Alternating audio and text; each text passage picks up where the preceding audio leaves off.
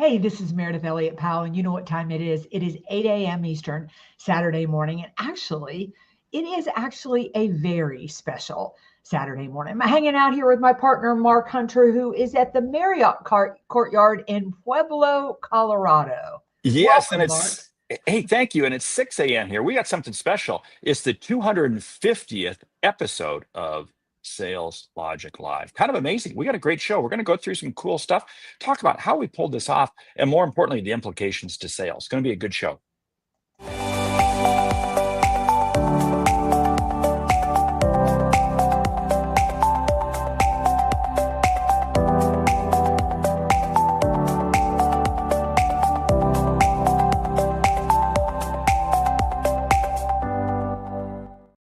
All right, welcome back to a Sales Logic for episode number 250. Pretty much every Saturday morning at 8 a.m. Eastern, Mark and I have been coming to you to talk about what is probably one of the most important parts of your business strategy, and that is how to sell more effectively. You know what's interesting is it's 250, and we have only missed maybe 5 or 6 times in that 250 Saturdays. Now stop and think about that for a moment. That requires a tremendous amount of dedication, or are we just fools? Or no, maybe we're incredibly disciplined and focused. I don't know. Yeah, I would also say we probably only missed 5 or 6 times at the very beginning of the Yeah. of starting Sales Logic. So, Mark, why don't you kind of give everybody the origin story? How did Sales Logic even come about? You know, this kind of interesting because you and I were sitting in an event by the National Speakers Association. They were talking about videos and so forth. And we had met each other maybe a year before. And they were talking about how if you're going to do video or anything, you need to do a male and a female. And you and I both looked at each other and said, let's start. And of course, like anything, it didn't start right away, did it? Didn't No. we kind of played around with it for about a year before we really figured out what we were doing, which was kind of crazy. And you were the one that locked in on Saturday mornings. And what a brilliant move because of discipline. Again, Saturday mornings, 8 a.m. Eastern time. And I think when you called out that really allowed us to take the show to the next level. Yeah, it was really interesting. We were struggling so hard to make the show consistent because you would be booked for a gig, I'd be booked for a gig, or we'd have a client come up with a need, and during the week just wasn't working. And so we had to find something outside of that. And we first landed on Saturday mornings at 9 a.m., but my golf and tennis game got in the middle of that. And so we backed up to Saturday mornings at 8 a.m. Eastern. But what I love about this idea of hitting 250 shows is it really tells you how important discipline, consistency, and showing up is. I don't care if it's leadership, I don't care if it's sales, I don't care if it's doing a podcast, but so much of success is just commitment to do it. You know, isn't it amazing how many times you've been asked? I know I've been asked, how do you do this? How do you do it every week? And it has become such a routine. It's a routine in our lives. And it almost becomes very easy to do because it's a routine. And I think for anybody in sales, anybody in business, anybody in life, once it becomes a routine, it's amazing how much easier it is. I don't know. What do Yeah, absolutely. I also think about the fact that it isn't a massive commitment. Come on, you don't have 30 minutes in a week to do something that you really want to make happen. Like everybody who's listening right now, think of something it is that you want. Maybe you want to grow your sales. Maybe you want to find a new opportunity. Maybe you want to be in better shape. Maybe you want to eat more clean. Maybe you want more time with your kids. It doesn't matter, whatever it is that you want, and create 30 minutes of time, for that and just commit to it. And you know what? That's what's interesting because we all sit there and say, oh, I got to do this. I got to do this. I got to do this, but never getting around to doing it. I know before we began this podcast, I thought, I got to get a podcast going. I got to get a podcast going, but never, ever pulled the trigger on it because I thought it was such a massive undertaking. And what's interesting is it is a routine. It's 30 minutes. It works. It's discipline. And there's a level of accountability. Now, you probably would be doing this if it wasn't for me because you're incredibly disciplined. I know I would not if it wasn't because, if I'm not on the show, I'm letting Meredith down. Accountability really comes into play. Such a big role. Yeah, I would definitely say you're the better partner in that arena. That yeah, than than than I am. But I think the other thing too that's important about the show that really aligns itself with sales or with business is we were certainly not committed to perfection. Like the show that you see now is not the show that we started with. You know, every week we have an agenda, and the agenda is a topic that we're going to cover. It's a question from you, the audience. We recommend a book, and then we have a lightning round. Mark, would you say it took us a year to come to that agenda? Yes, it did. And along that way, we were stumbling and we couldn't figure out what we want to do. And yet, what's really interesting is, and you use the word perfection. I think this is what stops so many people from doing things because they want perfection. And, once you get to 90, 95%, you just go. You got to start. And think about it. Today we get thousands of people that download every episode we do. Initially, I don't know, did we have two? Did we have three? Yeah, You maybe. got it. And You just got they were probably your wife and my husband. yes, they probably watched it over and over and over again just Mm. to try to get some. But stop and think about that. We don't do things because we're looking for perfection.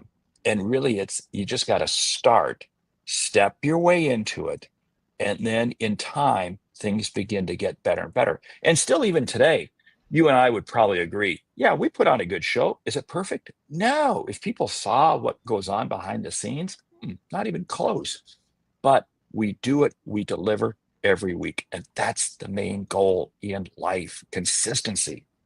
Yeah, years ago, I saw an interview with Gabrielle Reese, the volleyball player, and she was talking about. They said, how do you stay committed to stay in such great shape and to, continue to progress?" And she said, "You do the work whether you feel like it or not."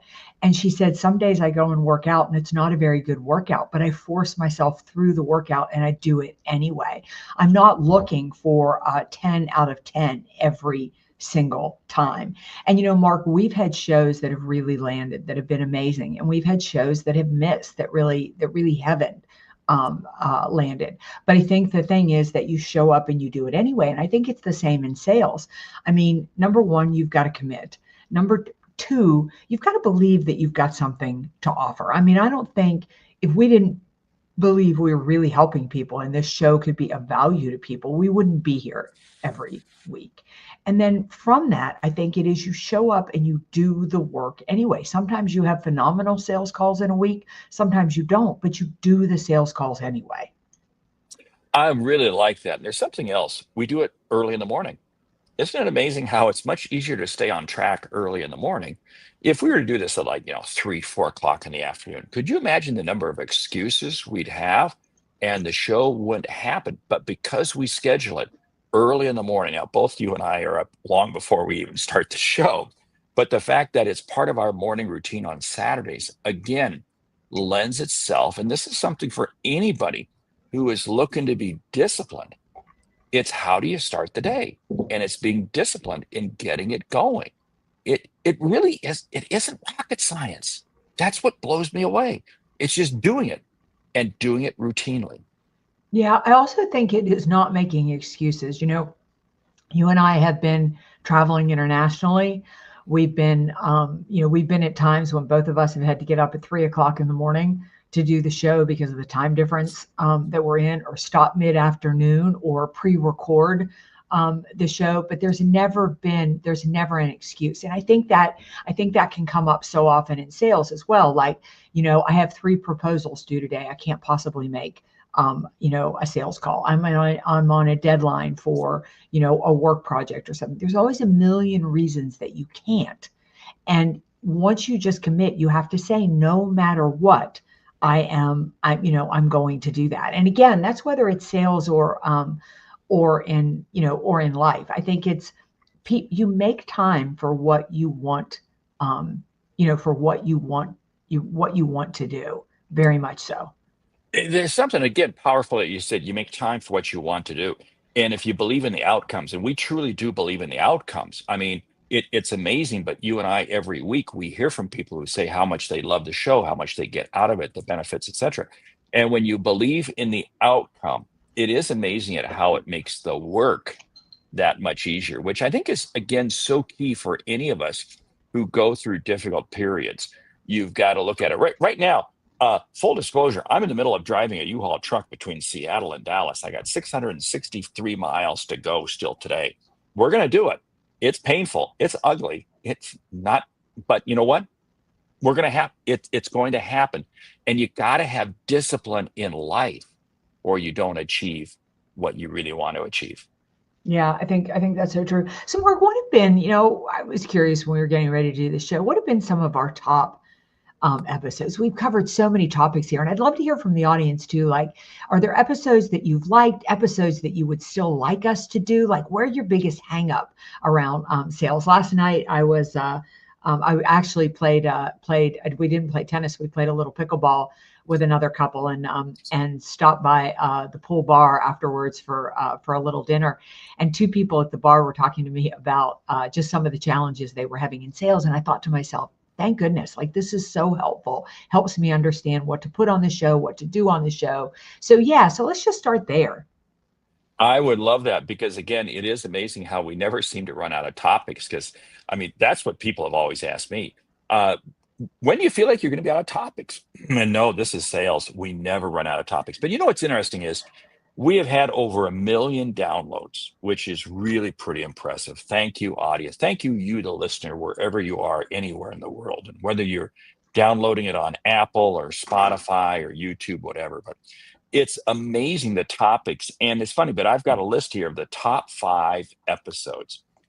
Number 5 on the list with over 10,000 downloads was, Am I an Effective Sales Leader? You know what's interesting is we don't talk about that a whole lot. Maybe we should. I don't know. What are Yeah. your thoughts? Yeah, especially if it hit number 5. And Mark, I forget the statistics on the number of salespeople who don't hit quota, but it is really high. Do you know?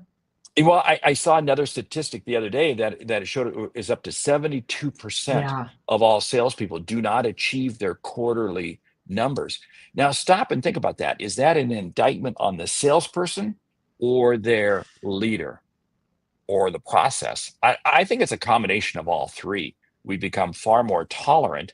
Maybe we become false narrative in terms of expectations. I don't know, but to see our number 5 episode, Am I an Effective Sales Leader? Yeah, a lot of work to be done there. A lot of work. Yeah. And I would say I default 100% to the sales leader. If you have somebody who is underperforming on your team, who isn't hitting quota, you either need to get them over the line or get them off the team.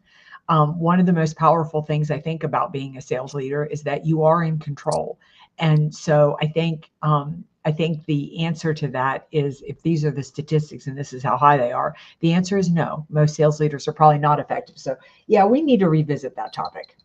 And it's interesting because sales leaders are quick to blame the salesperson.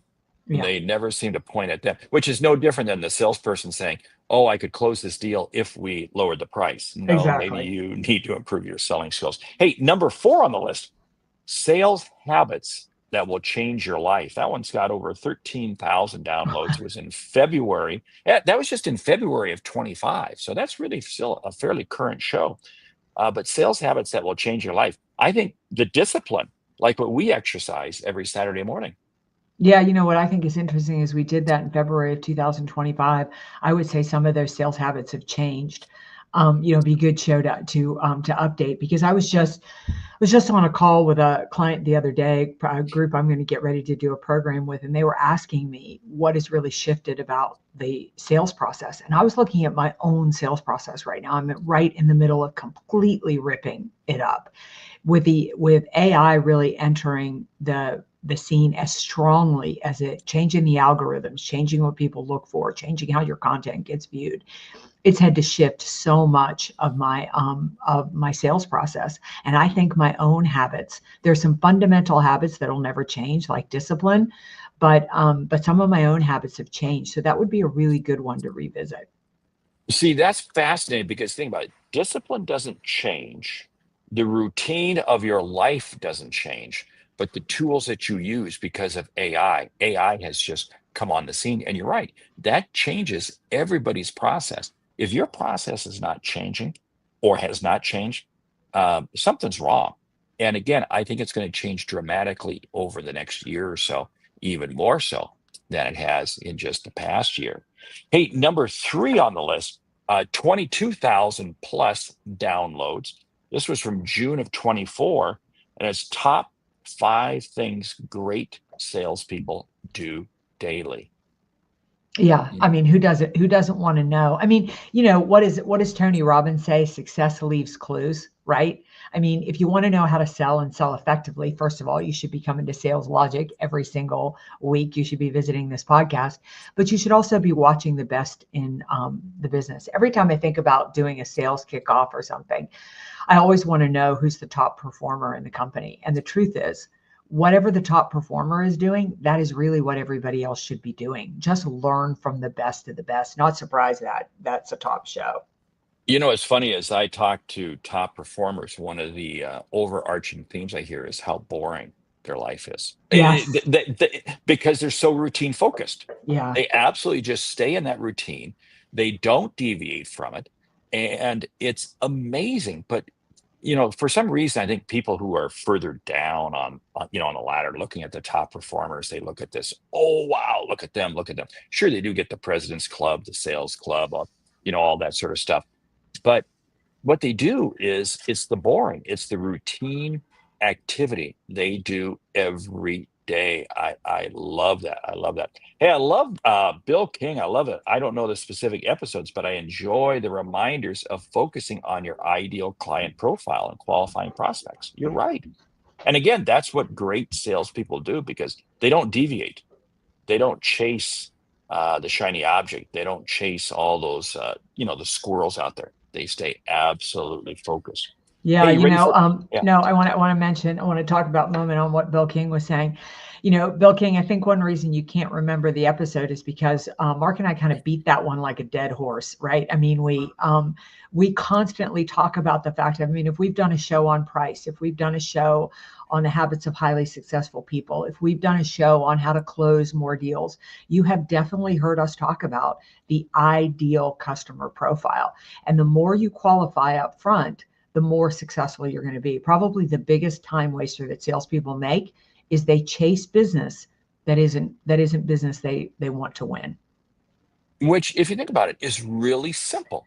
Yeah, and again, we got plenty of episodes on it. So go back and do a search, ideal customer profile. But again, that's one of the key things that the top performers do. They lock in on who their ideal customer is and they don't deviate. They don't chase. They don't allow themselves, oh no, I'm not going to make quota, so I got to go over here. I got to go over there. No, they stay locked in and they believe in what they can achieve. Hey, number two, at nearly 30,000 downloads, Wow. how to guarantee you'll hit your sales goals. And that's from January of 24. I remember we did that right after the first year, just a year and a half ago. How to guarantee you'll hit your sales goals. Wow, that was a great show. Yeah, and it's funny, really, when you think about this, when you think about a guarantee that you'll hit your sales goals, it really does come down to discipline, commitment, to Bill's point, qualifying your ideal customer profile, knowing when to walk away. Yeah, there are definitely, as you say, very little boring things that you need to do, and you need to do them consistently if you want to hit your sales goals. There's one of the things that we talked about in that show, and that is as you lay out what your numbers are going to be for the year, you always have to look at, okay, this is the amount of business I know I have in the can. I know I have this business because it's already locked in. And what you have to focus your sales efforts on is the incremental portion that you need to get to your number. And again, by separating those two numbers, it allows you to feel a little more, hey, you know what? I can do this. But yeah, exactly. That was a great show. And again, go back and watch that because I think for salespeople right now, re-watching that show would be extremely beneficial. Okay, you ready for number one? Number Yeah. one, at nearly 42,000, at more than 42,000 episodes. The best sales advice ever. Now, we did this back in March of 23. I'm scratching my head trying to remember. Best sales advice we've ever gotten. I mean, I think Yes, that yes. to me is, oh my gosh. I mean, that's pretty easy for me to remember, even though it was 23. I mean, I can flat out tell you, number one is build your network. For me, it'll change your life. I mean, that is that if you never want to cold call again, focus on building that network, constantly be out building relationships and helping other people. I'm going to add to that. Number two, I'm sure that's on the list, is the discipline. In other words, Yeah. you have to have that routine. And it's from the moment you wake up in the morning all the way through the day, every day, you remain absolutely disciplined. Yeah. A number three for me would be to commit to using a CRM. I'm somebody who fought the customer relationship profile in management system in the beginning. First 3 years I was in business, I didn't use one. That isn't my natural tendency. And I would do this. I don't know if anybody listening to this show ever waited tables, but if you ever waited tables, you have waitress or waiter dreams. You wake up in the middle of the night and you remember you did not take somebody their scotch and soda, or you forgot to give somebody a beer, or like, oh my God, I never took dessert to that table. Well, it was the same thing with my CRM. I would wake up in the middle of the night going, oh my God, I never called those people back. And I just found myself constantly remembering places where I had clearly left business off the table. And so using a CRM was a game changer for me. And not because when leaders ask me, how do I get people to use my CRM? I'm like, look, if they want to be such a moron that they don't want to use their CRM, just get out of their way. Because you are making sales so much harder than it has to be. Whatever you want to do it, because I don't understand why you do all the heavy lifting and you don't want to use a tool that'll help you be more effective. Isn't it amazing how salespeople, oh, I don't need to use CRM because I can remember everything. I can remember everything. Oh, come on, get real. That's just an excuse because you're lazy, or for some reason they feel the CRM system is just too much time, whatever, my boss is going to get me or whatever it is. But you're right, that CRM system is incredibly valuable. It is your sales activation tool, because one of the other key things in terms of best sales advice ever is staying engaged with your existing customers. Because why do we spend all this effort trying to land new customers when we fail to realize that we have all this business that we can get additionally from existing customers who already know us, who already buy from us? It's amazing how we drop the ball there. Yeah, Mark, that's number four. So I say we just use this as a lightning round Yeah. to kind of wind up the show. I'm going to say number five is for me is to embrace the marketing department. If you have a marketing department, lucky for you. I don't, but marketing had to become a part of my sales process, and to really understand that marketing wasn't a nice to have. It is the first step in the sales process. If you aren't warming up the market in today's marketplace, you're making sales so much harder than it has to be. I'll add number six. It's always making sure that your questions you're asking are working towards the outcome the customer's looking for. In other words, the outcome and the questions have to align themselves to bring you to that common point where the customer sees the value proposition. Yeah, I'll say best advice number seven is to understand that a sales call is a privilege, is to know that the customer is giving you something really, really precious, and that is their time. You have got to go in there prepared and ready to make that count. And if that experience doesn't feel different in the first 3 minutes, you've lost that customer. Back in the day, we would wing it with sales calls. And I think about that now, it just makes me cringe because, oh my God, a business owner, when they stop and say, I will give you 30 minutes, that is really hard for them. They're not producing any revenue. They're not focusing on their own client base. Like, you really need to think about that and understand it's a privilege. I love that. Number eight, price is a non-factor because you're selling the value proposition. Too many salespeople, what they do is they focus in on the price, price, price, and you're missing everything. Hey, remember, sometimes if the customer is so adamant on price, that's probably a deal you need to walk away from. I always say the most profitable deals you'll ever get are sometimes the deals you don't get. Yeah. Number 9 is to realize that you never master sales. You're never good enough at it. You never 100% understand. You're never an exceptionally great salesperson. There's always more to learn. There's always more to adjust. There's always more to tune into.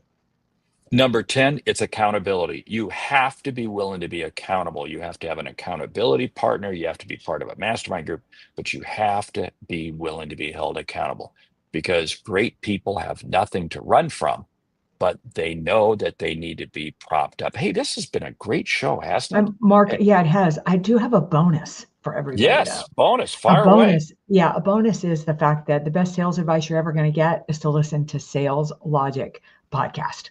All right. All right, Mark, I let's love wrap that. this puppy up. Hey, I love that. And make sure you check out saleslogicpodcast.com, the website, and get signed up for Sales Logic Expert Exchange. Comes up every month. Hey, with that, we want to say thank you for listening to Sales Logic this week. If you like what you hear, subscribe, rate, and review the show on your favorite podcast app. If something we've said has earned you a single dollar, consider telling a friend about our show, because it's how we grow when we help you grow. I'm Mark Hunter. And I'm Meridith Elliott Powell. Remember, when you sell with confidence and integrity, all of this uncertainty suddenly becomes your competitive advantage.